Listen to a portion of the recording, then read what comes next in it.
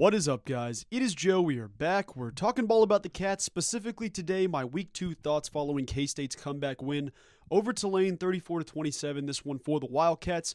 I've got a lot of thoughts about just about everything that happened today, so I'm going to tell you all those here in today's video. We make a post-game thoughts every week, so it's cool whenever you guys get to jump in and see these videos, and I'm glad I get to do this. Before I get to my thoughts, let me remind you, be sure and take a sec to consider subscribing to the channel as we continue to make more K-State basketball, K-State football content, everything under the sun that has to do with the Power Cat. It's right here at the JoeTilleryy YouTube channel, so be sure and hit that subscribe button. I'm also getting a K-State tattoo with 3,000 subs, so once we cross that, I'm getting one on the left thigh, so you don't want to miss that. But let me jump in with my thoughts here. Now, obviously it was easy to hit the panic button early. I, for one, was cautiously optimistic. I wanted to wait and see what happens. Obviously, that means nothing saying it now because K-State did come back and win, but it's a situation where there's a quick trigger in a lot of sports fans. It's what makes things so volatile. It's what makes fan bases so volatile. There's a lot of people saying, all right, Avery Johnson's horrible, Chris Kleiman's awful, we'll never get through the non-con.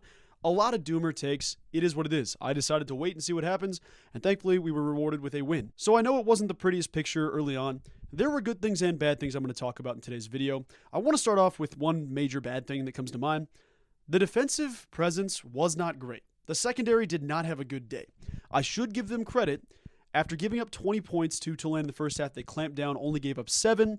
That being said, Darian Mensah looked like an NFL quarterback out there. Dude was dotting up K-State, and it wasn't even just because, oh, this is a great throw, this is a perfectly timed throw, this is a perfect pass. There were just throwing lanes everywhere. I mean, I don't know if anybody in the secondary really had a great day. Jacob Parrish, probably the most positive on the stat sheet. You had a tough day from Keenan Garber. The safeties didn't do great as a whole. You didn't see much out of Marquise Siegel. You did see VJ Payne come up with a big pick down the stretch, but the one play that I still think about a little bit was one of the first couple touchdowns for Tulane. I think it was their touchdown to make it 2020 or vice versa, whatever the case was. They threw that fade ball to the tight end, and Jordan Riley, perfectly in position there, gets his head around, sees the football come in, doesn't make a play on the ball, touchdown Tulane. At worst, that play's got to be a broken up pass. It just does. So I wasn't really thrilled with the effort we saw there. But it's also something where I'm going to express cautious optimism because Joe Klanderman always figures it out. He does. It's not a situation where it's just, hey, they're bad, they're going to be bad all year. That's what's going to happen. It's not the case. I trust the guys like Marquise Siegel, like Jacob Parrish. I trust VJ Payne. Huge day for him in week 2. There's a lot of people that have earned my trust and faith. That being said, Joe Klanderman is at the top of that mountain. I trust him to make the right adjustments, put the right guys in position. And if you remember last season, it started off similar, where there was a lot of miscommunication, there was a lot of bad stuff in the secondary early on, and it got better throughout the year. Obviously, there were still lapses here and there, but the secondary didn't do great yesterday, and that's a little concerning considering you have a guy coming off 300 yards and 7 catches and 4 touchdowns in week 1 in Arizona. I think that Arizona could very well pass for 800 yards. But realistically, knowing Joe Klanderman, they're going to get this figured out. Will it be immediate enough that we see a sizable impact in week 3? I would like to lean into the side of yes. I think it'll be a better product, but that being said, today can't happen. That's just the idea. So huge credit to them for stepping up in the second half. That cannot be overlooked. After giving up 20 points to an offense like Tulane who was just doing whatever they wanted, getting 7 points, 2 turnovers, I mean, that's big time. That's big time in the second half. So shout out to the guys there once they did start to kind of figure it out. I don't know if they started switching the schemes or what the case is, but Joe Klanderman is incredible at halftime adjustments. We've known this, and he came through again yesterday. So the first thing was there on the defensive side of the ball. Offensively, there's a lot of good things. The play calling is a concern for a lot of people, and I don't want to just hammer it home and be like, oh, Connor Riley didn't do great. I'm maybe one of the few people at the moment that feels like this is going to drastically improve as the season goes on. I feel like Connor Riley is a capable play caller, but there's a couple of grievances in there that I had to talk about.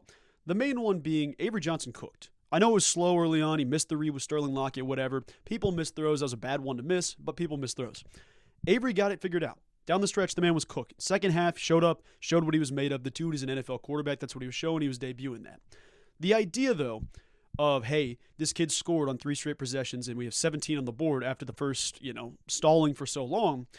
Let's take the ball out of his hands. Let's go run, screen pass. I get that we trust DJ. I get that we trust Dylan Edwards. I love those dudes. I think they're incredible. But you got to give Avery a chance on 3rd and 11 to cut it loose once.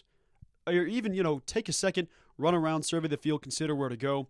So there was a couple of those drives where I'm like, man, I want to give you credit for a good drive here. I want to give you, props. And then it's the 180 of, let's do this, go back to elementary school type offense. Let's figure this out.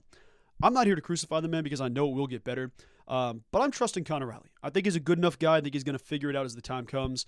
And similar to how Avery Johnson plays the game of football, it's going to take some practice. Like, it's going to be a situation where it's not just, okay, we're going to cut Avery loose. He's going to go for 400 yards, 5 touchdowns. The people that keep saying this narrative of like, well, they don't want Avery to run. They're protecting Avery. He can do it. I don't buy this, man. The kid's going to play how he wants to play. He's going to do what he needs to do at the right time. The narrative that it's like, oh, Coach Kleiman and Coach Wells and Coach Riley are all holding Avery's hand saying, don't run the football. You can't do this. That's not real. I'm just going to tell you that now. The dude's ready to do whatever he wants. And you saw that in the second half. So I know a lot of people had the immediate reaction of, oh no, Avery can't throw. We're awful, whatever. That wasn't me. I'm sitting there saying, you know what? This is still the kid's third career start. Give him a chance. See what happens when the offense opens up. You use your legs a little bit. You get some success in the running game. You get some different things happening. Then he starts slinging the ball around. You get the deep ball to Keegan Johnson. Better day for Keegan Johnson while we're at it. A couple of nice throws on the run. The tight ends both had big days. You get some of the good stuff here and there, but I don't think it's a narrative of, okay, they're not letting Avery be Avery. So that narrative, I don't sign up for. I don't think that's the case. They're going to get this offense figured out. I truly believe that, and I think every week is going to be a step in the right direction. It doesn't just happen overnight, though, especially as a first-year play caller. So I'm going to express some, concern, but I'm also going to pump the brakes a little bit and not say, okay, this won't get better. Our offense is bad. Our defense will have to carry us, whatever. That's not the case. Avery Johnson's going to keep improving the same way this coaching staff's going to keep improving. And I do trust Connor Riley to get that thing done. So yesterday, not great for some of those situational play calls, but I can live with them here and there because there are some good play calls dialed up in there as well. Moving mostly on to specifics for players, we got to talk about the running back room. We're going to start by talking about DJ. The dude is a beast. I don't know what there is to say about DJ anymore. He's a great football player. He's an NFL football player. How about the massive run he had cutting it off on the 14-3, the inside jump cut thing to split up and go for 60 yards down the field when K-State needed it most? DJ Giddens is an NFL running back, and we're going to see that here soon. Coming from a walk-on guy in Junction City to being one of the best running backs in the country, DJ has solidified himself in that conversation. And the best part is he just goes about his business. He just does it the right way. He's not, triple bag flipping or, spiking the ball. DJ just goes, has fun, plays football, does the right thing. That's what you love about this guy. So huge props to DJ for just continuing to be that guy. The other thing I want to talk about is Dylan Edwards. The man has 3 touchdowns in 2 games at K-State. He's averaging like 10 yards a carry after 2 games. He had 4 carries for 52 yards, averaging, whatever the math is there. I'm not going to think about it. 10 point something. The first game, he was averaging 9.5 yards per carry. This dude has got to be on the field more. Maybe it's a situation of we don't want to overwork him yet because he doesn't know the offense fully or we don't have specific sets for him. But I think the best version of Kansas State was when you have both DJ Giddens, both Dylan Edwards on the field at the same time.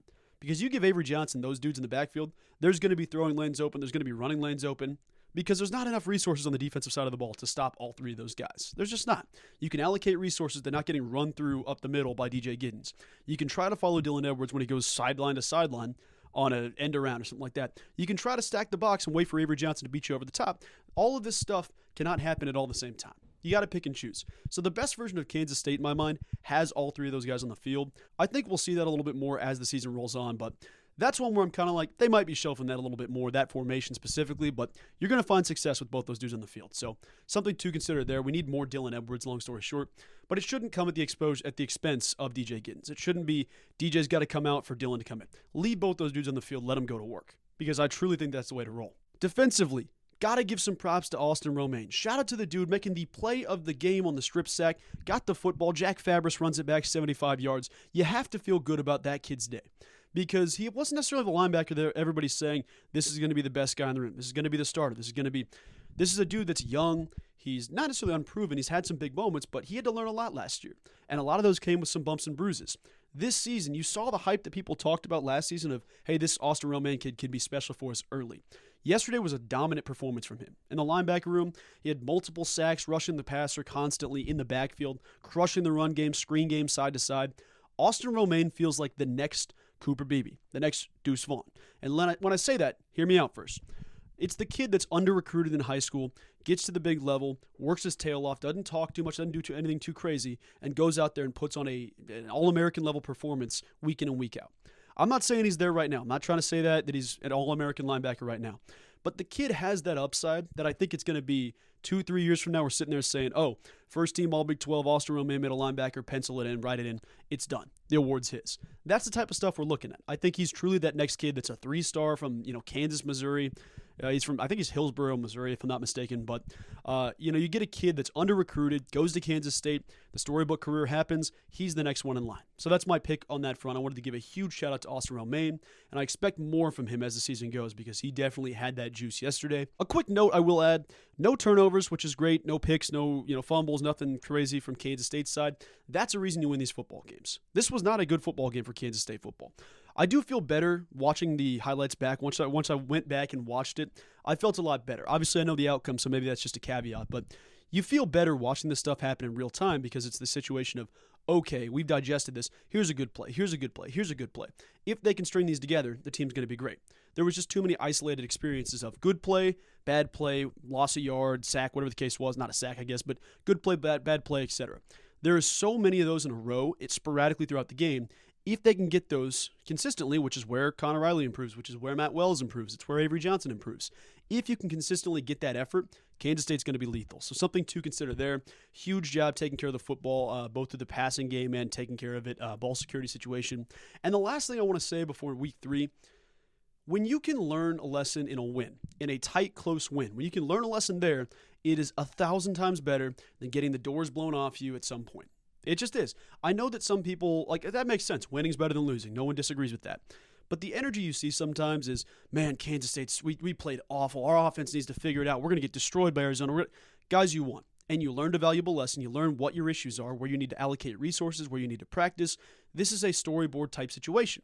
You put it up on the bulletin board and you say, okay, secondary wasn't great. Working on that. You've got Arizona wideouts that are going to go crazy on you if you don't take care of this. How do we get more guys shadowing McMillan's side of the field? Noah Fafita, they had a lot of great success on offense. Defense wasn't great. How do we as an offense start faster earlier on? Is it a Dylan Edwards, DJ Giddens backfield? Is it something where we get the quarterback run game, get Avery rolling out of the pocket? You learned a lot of lessons there without losing to Tulane. That's the biggest thing. Some people treat these games like, oh, it's the end of the world. This sucks. Guys, you won. And I know it wasn't the perfect game we all expected. It wasn't 54-10 or something crazy like that. But it's a good lesson against a good football team. Chris Kleiman can use that. Joe Klanderman can use that. Connor Riley can use that, etc. Everybody on this team learned something in a win. So it's a big deal there. So I wanted to kind of mention, don't lose the fact that we did come away with a win. The W is worth more than the L. It always is. And when you can learn from that to make your next game better, that's what you want to do. That's how you get better at football, because there's a lot of things we do need to learn from that. But overall, I think there's a lot of good signs that people are kind of dropping and throwing out because you see more of the bad signs. People are starting to kind of skip around hey, Avery had 6 or 7 really, really good throws in this game on the move. He had a great sideline ball. He had a crazy, Pat Mahomes style running left, throwing right, touchdown pass. You miss those things. DJ Giddens, nobody's better than him in the country. You miss these things. Dylan Edwards runs a 4.2 and is incredibly good at football. These things get thrown out when the game's over because you see the scoreboard, you see the end result. Kansas State found a way to win and learn a valuable lesson. Multiple lessons they can allocate going forward. So something to consider and nothing to discredit there. But those are pretty much my thoughts for the Week 2 win over Tulane. It wasn't the best game, but it was a good game to watch. I know it was sucky for about the first, I guess real time's different than in-game time. But the first 3 quarters, pretty tough. Kansas State got back into it. I expect them to start a little bit faster against Arizona, show up a little bit more on defense, and we'll go from there. But I do feel good about where this team is at after 2 weeks. They're going to get the ship righted. They're going to get it steered correctly. And the biggest part is they're still 2-0. So something to consider. But guys, that's going to do it for this video. I appreciate each and every one of you for the support on the first video. Thank you for coming back. These videos are going to drop just about every day after these games finish up. So Saturday morning we'll have one coming up after the Friday game against Arizona. But that's pretty much going to do it, guys. I appreciate each and every one of you for watching. Have a wonderful rest of your day. I will talk to you soon. Go Cats.